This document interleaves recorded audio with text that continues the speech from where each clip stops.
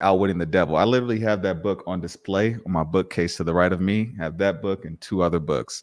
And I just want to know, like, when you first, like, how did you first start writing this book? Did they hand you Napoleon Hill's notes? Like, how was it delivered to you? Yeah, it's a very interesting story. Thank you for that question.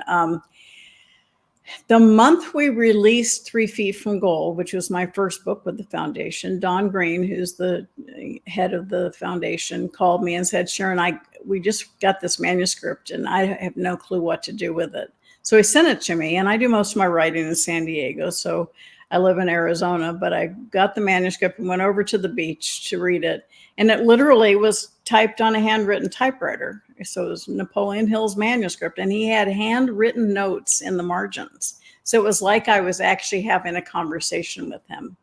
And in a few short hours, I read it and I said, oh my God, this has got to get out. It is Yeah. life-changing. And I really believe, the story goes that Think and Grow Rich was a 25-year project. He released Think and Grow Rich in 1937. And when he published it, he was frustrated because he said, here I'm giving you the doctoral thesis of success, and people will read it but not take action. And they let fear hold them back. So he added that last chapter, The Six Ghosts of Fear, to Think and Grow Rich, and released it in 1937. But he was still frustrated. In 1938, he sat down and wrote Outwitting the Devil, about how to conquer your fear. And the title scared his wife to death. She worked for the Presbyterian College, so she forbid it to be published. And it was hidden away for 73 years before Don Green sent it to me. And I think I was probably only the fourth or fifth person to ever read the manuscript. And I just said, Don, this has got to get out. Because I believe it wasn't just the wife. I think there was a higher power. I believe in God tremendously. I believe there was a higher power that said, this book needs to wait. Let's let Think and Grow Rich have its huge success. But this is for a different generation. And we truly believe that it was to bring Napoleon Hill's messages to your generation, younger generation, to open their eyes, because sometimes you have to be a little in people's face.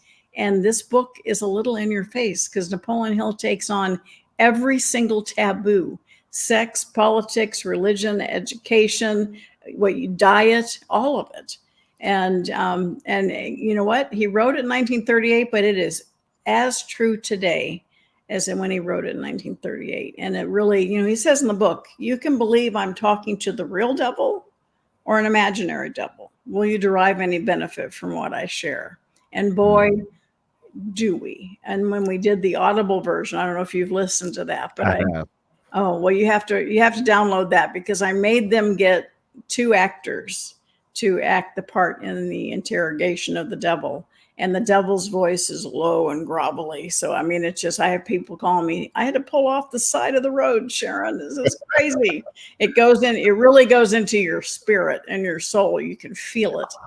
But it is something that I just was so honored to be able to do it. And what I did was I separated my comments, because it was written in 1938, and because of the target, the goal was to get to the younger audience and introduce them to Napoleon Hill.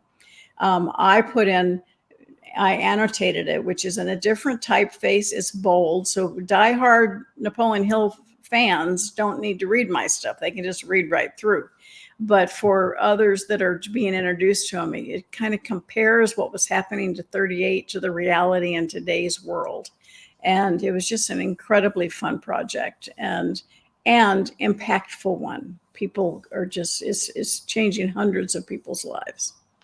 That's one of the best books that I've ever written. I have the audiobook, and I have the physical copy. And when I first heard that book, I resonated with that on a deep level, because I was already doing a lot of introspective spiritual work. But then when the devil came in and he said, you need to call me your highness, Yeah. because I do believe that most people are they're hypnotized, like they're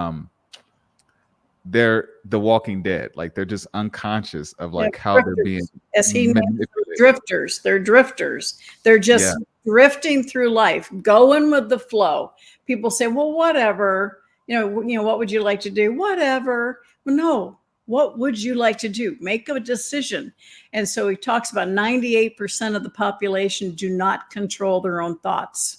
Mhm. 2% do. Are you an independent thinker? And I teach there's 3 things you can control: your thoughts, your words, your actions, but it starts with your thoughts.